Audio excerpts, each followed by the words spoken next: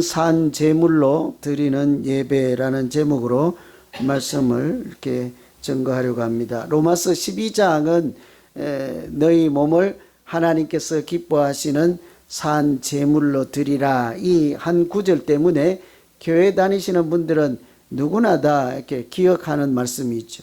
산 제사를 드리라, 산 제물로 드리라 하면 로마서 12장에 있는 말씀이죠. 그래서 오늘 산 제물로 드리는 예배, 이렇게 말씀입니다. 최근에 제가 기사도 보고 뉴스도 보고 이렇게 여러 통로를 통해서 양수경이라는 가수가 자기 딸을 이렇게 시집을 보내는데 그게 이렇게 보도가 된 것을 보았습니다. 자기 딸을 아무리 연예인이라고 해도 딸을 시집 보내는 것은 잘 기사가 되지 않지요. 사연을 알고 보니 이분 동생이 일찍 이렇게 세상을 떠나서 그 남겨둔 자식들 있잖아요. 아주 어릴 때에 어머니가 세상을 떠나서 졸지에 고아가 되었잖아요. 그러니까 이 언니로서 동생은 하늘나라 갔고 남은 조카들을 그냥 보고만 있을 수 없어서 그냥 잘 보살핀 것이 아니라 자기 호적에 입적을 해서 입양을 해서 친자식처럼 키운 거예요. 그거 쉬웠겠어요? 어렵겠어요? 자기 친자식들도 참 수만 번 울어야 사람 하나 태어나잖아요. 그죠? 우리 유성이도 이제 20대 청년으로 있었는데 멀쩡하게 저렇게 있는 게 아니라고. 저 어머니 아버지가 아마 수만 번 이렇게 눈물로 기도하지 않았겠습니까? 그죠? 그래야 사람 하나 만들어지는데 자기 여태까지는 이모였잖아요. 근데 졸지에 엄마가 된 거예요. 또 그 호적에 입양을 해서 친자식으로 키워서 어른이 돼서 그 딸을 결혼시키는 거예요. 그래서 아무도 몰랐죠, 지금까지. 그런데 그날 결혼식을 앞두고 이 모녀가 이렇게 마지막 밤을 보내면서 하는 말이, 내일 우리 식장에서는 절대로 눈을 마주치지 말자. 그동안 얼마나 왼수 같았으면 그랬을까요? 그 말이 아니고 보기만 해도 눈물이 쏟아지는 거죠. 얼마나 그 이모였다가 하루아침에 엄마가 되어서 또 얼마나, 저는 잘 모르겠습니다만 그 이모한테 얼마나 또 반항도 했겠어요. 그죠? 얼마나 그렇겠습니까? 그래서 키운 딸이 이제 결혼을 하니까 그 딸은 이제 한 성인이 됐으니까 얼마나 그 이모 엄마가 얼마나 고맙겠어요. 얼마나 감사하겠어요. 졸지에 고아 같은 나를 거두어 들여서 이렇게 공부를 시켜주고 이렇게 잘 키워주신 그 은혜를 뭘로 다 갚겠습니까? 또 그렇게 잘 키운다고 했는데 또 생각보다 잘 자라주어서 고맙구나 하는 얘기를 주고받는 것을 들을 때 눈물 흘리지 않을 사람이 없더라고요. 서로 그래 감격스러운 그런 자리를 제가 본 일이 있습니다. 그러면서 제가 마치 그 딸이 된 것처럼 아주 고마운 마음이 들어서 그 딸에게 그런 생각이 드는 거예요. 저 딸이 이모 엄마의 그 은혜를 잊어먹지 말고 잘 기억하고 평생을 참 어떻게 갚을까? 뭘로 갚아야 될까요? 그냥 복권 한 상 사주고 말까요? 자기가 잘 사는 것이지 않겠습니까? 자기가 키워준 보람을 느낄 수 있도록 앞으로 이제 결혼을 하니 가서 잘 행복하게 사는 것이 그 이모 엄마에 대해서 감사를 돌려드리는 유일한 길이지 않을까. 그래야 키워준 보람이 있지요. 그런 생각이 드는 거예요. 그렇게 하다 보니 갑자기 우리도 그 딸과 같은 처지이구나 하는 생각이 든 거예요. 여러분, 우리가 다 하나님 앞에서 그 엄마도 아니면서 나를 입양해서 키워준 이모 엄마에게서 받은 은혜처럼 우리 하나님 앞에서 다 그런 사람들 아닙니까? 말할 수 없는 그런 죄인 같은 우리가 잘나서 이렇게 너는 오늘부터 내가 사랑하고 기뻐하는 자니라 이런 소리를 우리 잘나서 들었습니까? 우리가 대단히 훌륭해서 하나님께서 너는 오늘부터 보배 같은 자식이다 이렇게 얘기를 했겠어요? 내가 너에게만은 하나님 나라를 상속받을 권리를 주노라 그렇겠어요? 여러분, 우리가 똑똑하거나 잘나서 그렇겠습니까? 하나님께서 우리를 불쌍히 여기시고 이렇게 그 딸을 거두어 들인 그런 심정같이 우리를 하나님의 아들로 불러주시고 거두어 주시고 먹여 주시고 입혀 주시고 걸음을 인도하여서 오늘날 살아있을 뿐더러 하늘에 속한 거룩한 사람으로 살아가는 줄로 믿습니다. 그죠? 그러니 그 딸이 엄마, 이모 엄마에게 어떻게 하면 갚을까 하는 것처럼 우리도 또한 그런 입장을 조금만 이해하면 하나님 앞에 좀 우리 갚으면서 살아야 될까요? 아직도 좀 더 달라고 하기만 하면서 살아야 할까요? 어떻게 하실래요? 아직도 부족해서 달라고만 한다고요? 제게 뭐 왜 자꾸 그렇게만 들리죠? 어떻게 갚을까를 한 번만이라도 생각해 봐야 하지 않을까? 로마서 12장이 바로 이런 말씀인 거예요. 11장까지는 다 무슨 말씀이었습니까? 우리가 잘나서 구원받은 것이 아니라 하나님께서 은혜로 구원을 해주시고 믿음으로 구원을 베풀어 주시고 한없는 사랑을 베풀어 주셔서 한 번도 우리를 포기하지 않고 끝까지 사랑하셔서 저 어디까지요? 자기 목숨을 독생자 예수 그리스도의 목숨을 십자가에 내주시기까지 사랑하셔서 우리를 이렇게 구원받은 자녀로 살게 하시고 하나님을 아는 사람으로 살게 하지 않았습니까? 그것이 지금까지 내용이에요. 그러니 12장부터는 뭐라고 하는 거 하니 이제 그런 하나님의 은혜를 조금이라도 안다면 그것을 기억한다면 어떻게 하겠느냐는 거죠. 어떻게 해야 되겠습니까? 이모 어머니를 기억하면서 잘 살아야 하듯이 하나님의 은혜를 우리가 조금이라도 기억하면서 어떻게 갚아드릴까 이런 고민을 할 때 그 답을 뭐라고 하는가 하니 오늘 읽어드린 그 말씀이에요. 그러므로 너희는 너희 몸을 하나님께서 기뻐하시는 산 제물로 드리라. 이것이 하나님께서 기대하는 또 우리가 살아가는 모양이라는 거죠. 너희 목숨을 너희 몸을 하나님이 기뻐하는 산 제물로 드리라. 여러분 몸을 하나님께 드리시겠습니까? 어이구 목숨이 2개예요?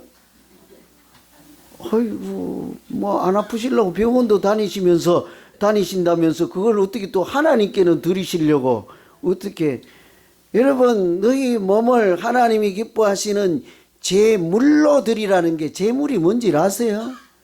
sacrifice인데 그거 희생 제물 잡아서 죽여서 제단 위에 올려놓고 하나님 받아주세요 드리라는 건데 여러분의 몸을 하나님께 제사로 드리는 제물로 드리시겠습니까? 아유 뭐가 잘못된 것 같은데 뭘 잘못 아시나 봐요. 목숨이 2개십니까? 그래서 이미 아시는 분들은 아멘이 되지요. 그래서 하나님이 우리 목숨 내놓아라 이런 분은 아니란 말씀이에요.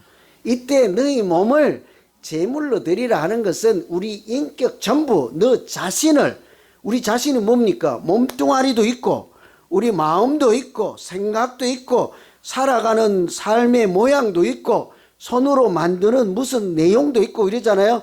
이런 모든 전 인격체로서 너 자신을 하나님께 드려라.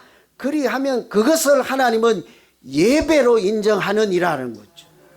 그러니까 우리가 일상으로 살아가는 삶을 하나님께서는 진정한 예배로 받아주신다는 말씀이죠. 그러니 오늘 우리가 본당에 모여서 예배는 드리기는 하되 예배는 주일날 한 번만 드리는 것이 아니라는 말씀이에요. 이제 다음부터 주일날 교회 안 나오시겠다 그죠? 집에서 드리면 되고 직장에서 드리면 되고 그죠? 이래서 오늘 우리가 하나님의 은혜를 어떻게 갚을까에 아주 대표적인 요약 말씀으로 너희 몸을 산 제물로 드리라. 그래서 우리가 고민할 게 있어요. 무엇이 어떻게 드리면 하나님께서 예배로 인정해 주시는 산 제물, 산 제사 같은 것이 될까죠. 첫째는 구별된 삶을 하나님께서 기쁘게 받으십니다. 구별된 삶으로 살면 그것을 하나님께서 예배로 인정하시고 받아주신다는 말씀이에요. 기쁘게 여기신다는 말씀이에요. 우리 예수 믿는 사람들은 세상 사람들하고 달리 구별되게 살아야 한다는 것인데, 우선 2절 말씀 한번 읽어볼까요? 너희는 이 세대를 본받지 말고 오직 마음을 새롭게 함으로 변화를 받아 하나님의 선하시고 기뻐하시고 온전한 뜻이 무엇인지 분별하도록 하라. 여기 보면 첫 마디가 뭐예요? 이 세대를 본받지 말라. 그렇게 살면 하나님께서 그렇게 살아가는 우리의 삶을 예배처럼 받아주신다는 얘기인데요. 본받는다는 것이 뭡니까? 누구를 본받는다. 따라한다 이런 얘기잖아요. 동일시한다. 우리가 예수 그리스도를 본받아 이러면 주님처럼, 내가 주님이 된 것처럼 동일하게 생각하고 동일하게 살아간다 이런 얘기잖아요. 같은 모양으로 산다. 그런데 이 세대를 본받지 말라니까 무슨 뜻이겠습니까? 세상 사람들이 하는 대로 따라가지 말라는 것이죠. 그들의 흉내를 따라가지 말라는 것이죠. 그들의 유행도 따라가지 말라는 것입니다. 더 깊이 좀 더 하면 그들의 형식도 따라가지 말고 너 자신을 세상 사람들이 다 하는 대로 내어 맡기지 말라 이런 얘기죠. 여러분 어떠세요? 교회 다니면서도 세상 사람들이 하는 대로 따라하고 싶을 때가 얼마나 많습니까? 여러분 지금 잘 따라하고 계시죠? 아멘 하면 안 돼요. 여러분 지금 잘 따라하고 계시죠? 그 아멘 하면 안 된다니까. 왜 자꾸 아멘 하시려고 그래요? 그죠? 세상 따라가면 안 된다는 거예요. 세상 따라가면 안 된다. 어떻게 해야 되겠습니까? 오히려 세상 사람들이 하나님을 믿고 하나님의 자녀로 살아가는 우리를 보고 저 사람들이 부럽구나. 저 사람들이 참 멋있구나. 나도 저 사람들 따라가야지. 오늘 우리 진동인 권사님 멋있어갖고 우리 캐롤 권사님 따라오셨잖아요. 그죠? 저렇게 이제 마땅한 거예요. 그래서 우리는 세상 사람들하고 달라서 그 사람들이 보면 우리를 부러워할 정도로 살아내야지, 우리가 세상 사람들을 보고 부럽구나 하고 저 푸른 초원위로 가면 또 따라가 버리고, 또 어디로 간다 그러면 따라가 버리고, 무슨 박장인가 하면 또 따라가 버리고. 박장은 내 한자 글자 뺐으니까 알아서 해석하세요. 무슨 장인지 몰라 나도. 여기 간다 그러면 또 따라가고. 그러면 안 된다는 얘기예요. 왜 그런 거 아니에요? 야고보서 4장에 보면 세상과 벗된 것은 하나님과 원수된 것이라. 다시 한번 잘 들어보세요. 우리가 왜 세상을 따라가면 안 되는가 하니, 세상과 벗된 것은 하나님과는 원수된 것이로다. 우리가 하나님의 자녀로 살면서 하나님께서 원수처럼 생각하시는 모양으로는 살아갈 수는 없는 노릇이지 않겠습니까? 사람은 참 약해서요. 보는 것, 보고 듣는 것이 참 무서워요. 환경의 영향을 받지 않을 수가 없거든요.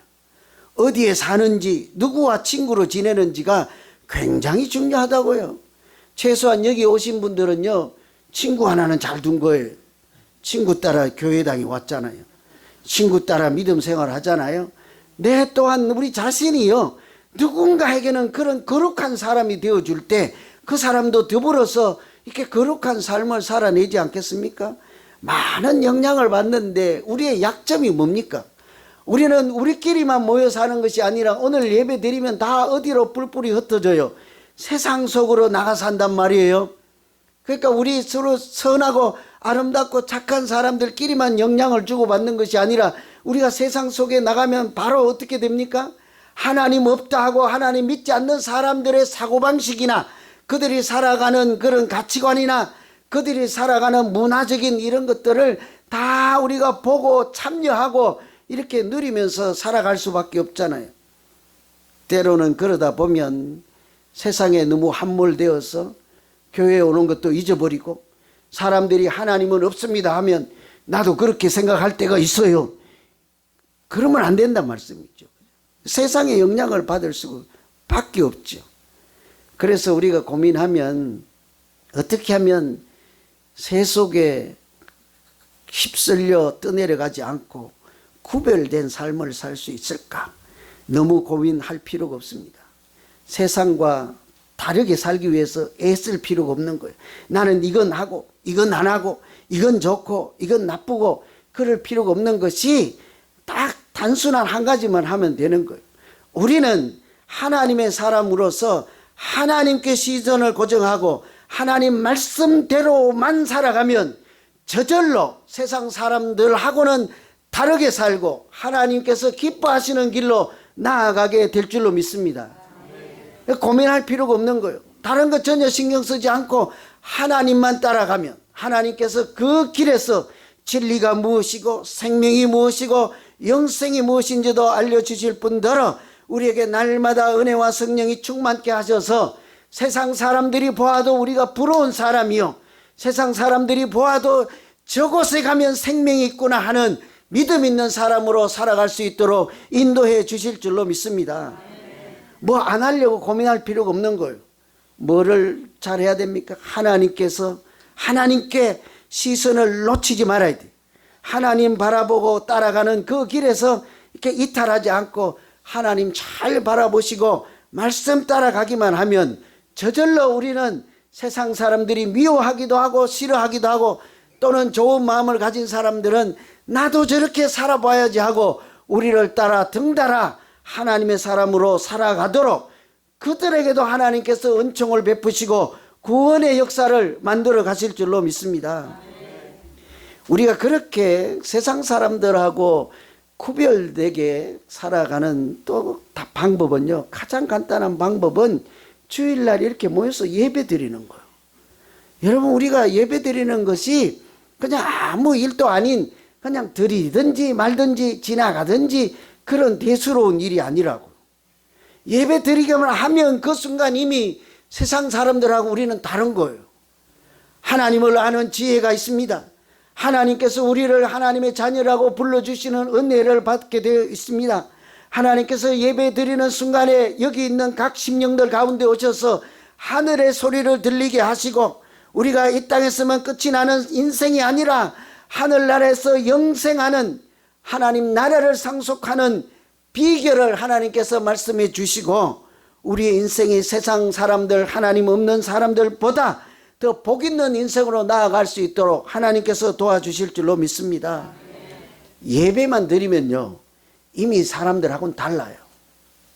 여러분, 예배 드리는 사람들 보면 어떤 마음이 드세요? 저는 과거에 예배 드리고 교회당에 가는 사람들이 우러러 보였어요. 참 멋있어 보였어요. 뭔가 달라 보였어요. 제 몇 살 때인지 아세요? 7살 때. 7살. 왜 웃어요? 7살 때도 그런 마음을 주세요. 하나님이 그런 생각이 들게 하세요.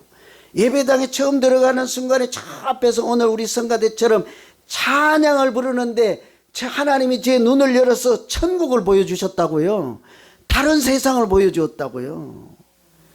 그러니 거기서 이렇게 사람의 말로 표현할 수 없다고요. 아무리 나이가 어릴지라도 예배 드리는 사람이 어떤 것인지를 하나님께서 영적으로 깨달을 수 있도록 어른 아이고 아무 관계없어요. 사모하는 마음에 그 눈으로 보는 그 현장에서 역사하시면 안 될 일이 없다고요. 여러분, 우리가 예배 드리는 순간에 우리처럼 저처럼 세상 사람들이 우리를 보고 참 멋있다, 부럽다, 저것이 뭘까 이렇게 생각하는 사람이 틀림없이 있다고요. 예배 가운데 하나님이 우리 가운데 임재하시고 우리가 거룩한 사람인 것을 알게 하시고 은혜를 채워주시면 또 우리가 세상 노래 부르지 않고 뭘 부르십니까? 찬양을 하며 신령한 새 노래를 부르잖아요.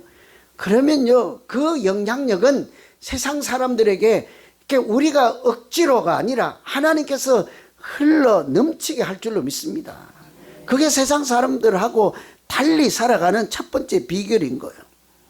그게 너무 쉬운 내용이면 한 가지만 더 말씀드리면 야고보서 1장에 보면 누구든지 스스로 경건하다 생각하며 자기 혀를 제갈 물리지 아니하고 자기 마음을 속이면 이 사람의 경건은 헛것이라. 경건이 거룩하게 사는 거잖아요.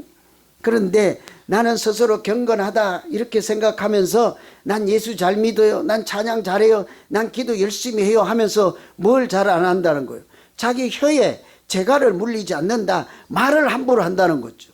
말을 성급하게 하고 거친 말을 하고 거짓말을 하고 악한 말을 하고 아름다운 말을 하지 않고 이러면 자기가 아무리 나는 거룩하다 경건하다 해도 그 경건이 무슨 경건이래요?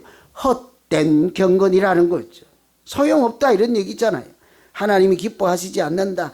그러므로 우리가 세상 사람들하고 달리 살아가는 두 번째 비결은 뭡니까? 자기 말을 잘 구별하는 거죠. 여러분, 어떤 말을 하면 하나님께서 구별된 말을 하고 하나님이 듣기도 좋고 기쁘게 여기시는 말이겠습니까? 그냥 아주 대표적인 것은 사랑의 말이지 않겠어요? 세상의 다른 어떤 언어보다 가장 아름다운 언어가 사랑하는 말, 믿음으로 사는 말, 하나님 사랑합니다 고백하는 말, 하나님 내가 죄인입니다 하고 겸손한 말, 회개하는 말, 다른 사람들을 격려하는 말, 이런 말로 살면 그 사람의 인생이 어때요? 하나님 보시기에도 믿음 있는 인생이라고 인정해 주시지 않겠습니까? 그래서 우리가 말하는 것을 보면요, 그 사람이 세상에 속한 사람인지 하늘에 속한 사람인지 금방 알 수 있다고요. 여기 오늘 예배 드리는 중에는 아멘 아멘 하다가도 밖에 나가서 친구들 만나서 뭐 하다 이렇게 얘기할 때 보면 꼭 이런 분들 계시죠. 우리 내일 교회 갈까? 아이 가지마. 안 돼. 우리 뭐 할까? 안 돼. 우리 뭐 할까? 안 돼. 무슨 말을 해도 안 돼, 못해, 뭐 어때 이렇게 부정적으로만 말하시는 분들 있죠. 그 믿음이 하나도 없는 소리이지 않습니까? 아무리 불가능한 일일지라도 하나님께서 은혜를 주시면 하나님 앞에서는 능치 못할 일이 없는 줄로 믿습니다. 여기서만 아멘 하지 말고 밖에 나가서 친구들하고 할 때도 안 돼 보이는, 불가능해 보이는 일 가운데도 그래 해보자 하고 믿음으로 소망을 하나님께 두면 그때마다 하나님은 그것을 산제사로 여기고 우리가 마치 그 현장에서 예배 드리는 것처럼 그 자리에 임재하시고 역사하시고 은혜가 충만한 자리가 되도록 인도해 주실 줄로 믿습니다. 이렇게 우리가 본당에서만 예배 드린다고 그러지 말고요, 밖에 나가서 우리가 생각하는 것, 행동하는 것, 말하는 것, 뭐 손으로 하는 것, 모든 것을 통해서 마치 소를 잡아서 하나님께 제물로 드리듯이 내가 하는 말을 이렇게 하나님께 올려드리고 내가 하는 행동을 하나님께 올려드리고 내가 생각하는 내 생각을 하나님께 올려드릴 때 하나님께서 기뻐 받아주시고 예배로 인정해 주셔서 나도 행복한 믿음 생활하고 하나님께도 영광을 돌리는 모두 되시기를 간절히 기원합니다. 이것을 산 제물로 드리는 예배라고 하는 거죠. 두 번째는 변화된 마음, 그것을 하나님께서 기쁘게 여기십니다. 2절에 보시면 세대를 본받지 말고 바로 다음에 오직 마음을 새롭게 함으로 변화를 받아, 이게 두 번째 하나님께 드리는 산 제물 같은 예배라는 거예요. 새 마음을 새롭게 함으로 변화를 받아. 우리가 변화된 삶을 살기 위해서 먼저 일어나야 되는 현상이 뭐예요? 내 마음에 무슨 요동이 먼저 일어나야 되지 않습니까? 우리가 다 예수 믿고 교회 다닌다 해도 행동이 바뀌지 않고 언어가 바뀌지 않고 이렇게 삶의 방향이 바뀌지 않는 것은 겉으로는 교회를 다니는데 어디에 문제가 있는 거예요? 어디가 고장난 것입니까? 마음에서 변화가 일어나지 않는 거예요. 새 마음으로 채워지지 않는 거예요. 하나님 주신 마음이 있기는 한데요, 그 마음이 이렇게 꽃이 피질 않는 거죠. 왜냐하면 그 마음은, 하나님이 주신 새 마음은 거기에 깊은 장롱 속에 넣어놓고 실제로 생활할 때는 무엇으로 사는 거예요? 내 마음 갖고 사는 거죠. 옛사람의 마음 갖고 사는 거죠. 그러니까 그때는 어때요? 변화된 마음, 또 거듭난 사람의 모습이 절대 나올 수가 없는 것이지 않겠습니까? 새롭게 하라 하는 것이 생기를 주다는 말. 너희 마음을 새롭게 하여 있잖아요. 마음을 새롭게 하여 변화를 받아라지. 이 마음을 새롭게 하다는 것이 마음에 생기를 주다, 이런 얘기예요. 여러분, 우리 마음에 생기를 어떻게 얻습니까? 생기가 어떻게 생깁니까? 생수를 마시면 마음에 생기가 도나요? 어때요? 하나님께서 주시는 마음이 우리 마음에 가득 차면 그 마음은 살아날 뿐만 아니라 소망이 가득할 뿐만 아니라 하나님이 기뻐하시는 인생을 만들어내고도 남는 새 마음이 될 줄로 믿습니다. 하나님이 주시는 마음이 새 마음이에요. 어떤 게 새 마음이에요? 여러분, 하나님 없다 하는 마음과 하나님 있다 하는 마음하고 어느 것이 새 것입니까? 우리가 다 하나님 없다 하는 인생을 살았잖아요. 그러다가 어느 순간에 하나님께서 깨닫게 하시고 알게 하시고 불쌍히 여기심으로 하나님 있다 하는 고백을 하시고 그리스도의 사람으로 거듭나게 한 그 마음 있잖아요. 그것이 새 마음인 거죠. 소망 있는 마음입니다. 사랑하는 마음이지요. 이런 것들이 새 마음인데, 그런 마음이 우리 안에 있을 때만, 우리가 그 마음을 또 가지고 붙들고 살 때만 겉으로 드러나는 새 모습으로 이렇게 나타난다고요. 제가 어제 말씀 준비하다가 한마디만 더 하면 사람, 여기 계신 분들이 아이 머리가 아파 죽겠네 이럴 것 같아요. 왜냐하면 새 마음으로 변화된 모습으로 산다는 걸 뭘 설명을 한다고 그게 되겠냐고요. 그냥 제가 그냥 이렇게 할게요. 이제 헌 마음으로 살다가 새 마음을 받아서 살았던 사람 소개해 드려 볼 테니까 여러분 잘 듣고 둘 중에 누구를 따라갈지 택하세요. 두 사람이에요. 옛날에는 양을 키우잖아요. 목축을 하면 양도둑이 많다고요. 우리도 옛날에 닭서리 해갖고 옆집 닭 많이 잡섰죠. 콩서리도 하고 그랬죠. 그죠? 또 뭐 남의 집 고구마 캐다가 삶아 먹고 야밤에 다 밤 겨울밤 긴 밤을 어떻게 보냈어요. 그러면 그런 것도 안 하고 그랬잖아요. 닭 잡아먹고. 옛날에는 이제 양을 많이 도둑질을 해가서 양은 좀 크잖아요. 재산 목록에. 소를 훔치면 난리가 납니다. 동네가 발칵 뒤집어지죠. 닭 한 마리 훔쳐가서 먹은 것은 그래도 뭐 귀엽다고 할 만하지만 소 한 마리 훔치거나 양 한 마리 훔치면요, 대도예요. 대도가 뭐예요? 큰 도둑이에요. 그래서 그때도 옛날에도요, 양을 훔쳐가면 아예 불도장 쇠를 달구어서 이마에다 도장을 찍어. 뭐라고 찍는 거 하니 저 사람은 양도둑이래. 영어로 양은 뭐예요? sheep이니까 sheep니까 s를 새겨놓고, 도둑은 thief인가 그래요. thief, t야. 그래서 t를 새겨. 그러니까 쇠를 달고서 s하고 t를 해갖고 이마에 딱 찢으면 상처가 아물면 흉터가 생겨서 나중에 봐도 ST가 딱 나오면 사람들이 저놈 양도둑 대도구나 이래갖고 자기 양을 잘 간수하고 도둑질 못하도록 사람들이 경계를 하고 아주 심한 벌을 줬다고요. 하루는 두 사람이 동시에 양을 훔쳐서 잡혀왔는데 어떻게 해요? 똑같이 양도둑하고 ST 불도장을 꽉 새겨줬네요. 근데 한 사람은 이왕 뭐 어디 간 데를 다 알아보잖아요. 그죠? 어디 간 데를 다 알아본다고요. 여러분, 제가 왜 착하게 사는지 아세요? 1번 원래 태어날 때 착하다. 2번 얼굴이 착하게 생겼다. 3번 어쩔 수 없이 산다. 다 나가면 목사인 줄 다 알아. 어떻게 사기를 쳐요 거기다가. 저는 식당에 가면 팁은 항상 20%예요. 15%를 못 줘. 그 주인이 나 목사인 걸 알아.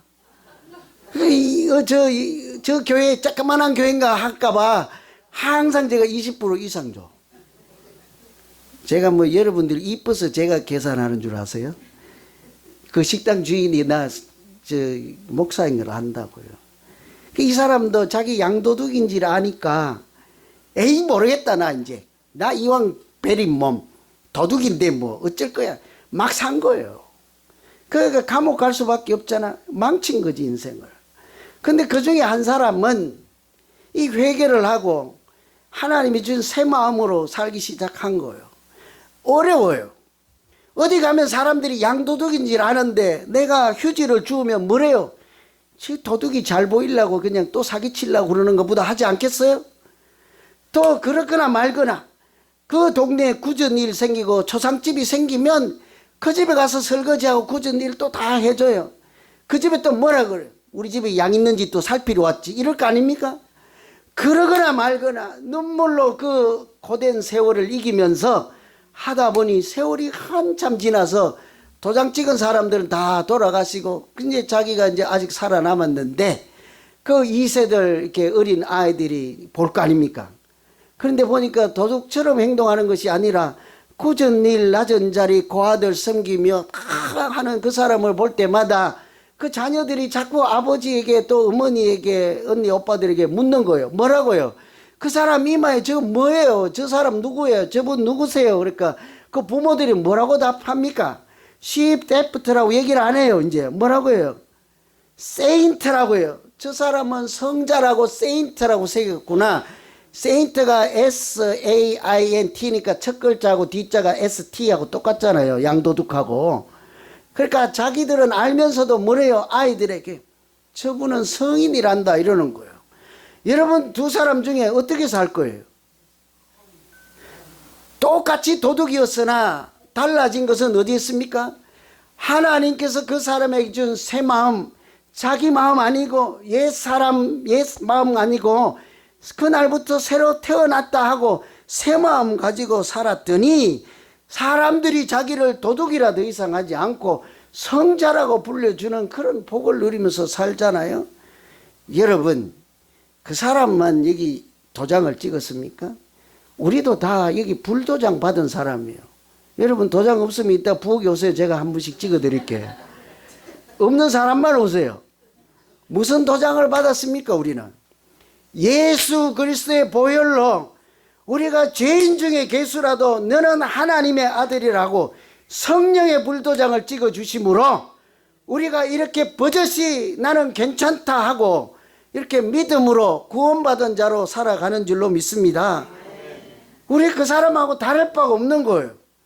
사람들이 저 알아요. 옛날에 나쁜 짓 많이 하고 사기도 많이 치고 교회 다니지 않을 때 어떤 사람인지 다 알아요. 빈정거리고 수군대도 할 수 없이 우리는 어때요?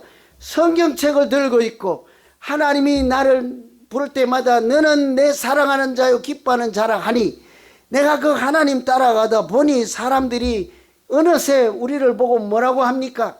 성도라고 하고 세인트라고 하지 않습니까? 거룩한 사람이라고 한다고요. 우리가 뭐 잘나서 처음부터 그렇게 된 줄 아세요?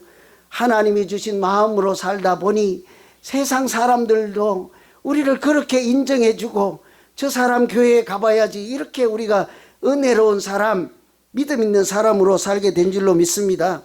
그것을 성경에 뭐라 그래요? 내가 그리스도와 함께 십자가에 못 박혔나니 그런즉 이제는 내가 산 것이 아니요 오직 내 안에 그리스도께서 사신 것이라. 이제 내가 육체 가운데 사는 것은 나를 사랑하사 나를 위하여 자기 몸을 버리신 하나님을 믿는 믿음 안에서 사는 것이라 이러잖아요. 예수 믿는 사람은 자기 마음으로 사는 사람들 아닙니다. 그죠? 우리는 내 생각만 가지고 사는 사람이 아니잖아요. 예수 그리스도와 함께 십자가에 못 박혔나니 이제 내가 사는 것은 내가 사는 것이 아니요 내 안에 그리스도께서 사시는 것이라. 여러분 우리는 내가 사는 게 아니고 이제부터 예수 믿는 순간부터 우리는 누구로 사는 거예요? 예수 그리스도 안에 내 안에 살아계신 하나님께서 하시는 대로 우리는 그저 순종으로 따라가는 중인 줄로 믿습니다. 그것을 믿음 생활이라 하는 거잖아요. 여러분 그래서 오늘 말씀처럼 우리에게 주신 새 마음, 거듭나게 하신 마음, 하나님이 주신 마음을 부여잡고 세상에 나가서 물들지 않고 하나님만 바라보고 살아갈 때 하나님이 나를 구별되게 하실 뿐더러 세상 사람들도 나를 보면 저 사람은 거룩하다 하고 하나님께도 영광을 돌리고 성전에서뿐만 아니라 세상 속에서도 하나님께 진정한 예배를 드리는 복 있는 우리 모두 되시기를 간절히 기원합니다. 기도하겠습니다.